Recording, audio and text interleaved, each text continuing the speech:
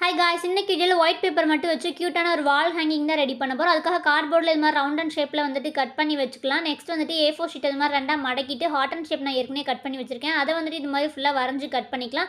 Next ஒரு design தான் வந்துட்டு பண்ணுறோம். அதுக்காக சென்டராக கட் பண்ணி இது மாதிரி க்ளூ அப்ளை பண்ணி ஒட்டிக்கலாம்.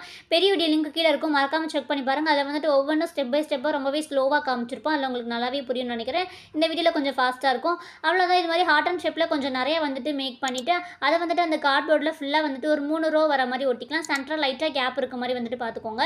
இப்போ வந்துட்டு ஃபுல்லாகவே நான் ஒட்டிக்கிறேன்.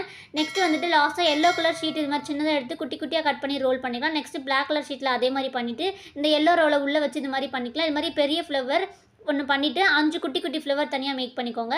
இப்போ பேக் சைடில் திருப்பிட்டு இதே மாதிரி 5 A4 ஷீட்டை லைட்டாக இது மாதிரி கட் பண்ணி ஒட்டிட்டு இந்த ஹார்ட்டையும் ஒட்டி அந்த குட்டி குட்டி பீஸை இப்படி ஒட்டிட்டோம்னா ஃபுல்லாகவே ரெடி ஆகிடும். அவ்வளோதான். மாட்டி விட்டு பார்த்தா செம்ம க்யூட்டாக இருக்குது. ட்ரை பண்ணி பாருங்கள். இந்த வீடியோ பிடிச்சிருந்தா லைக் பண்ணுங்கள். டாடா, பாய்.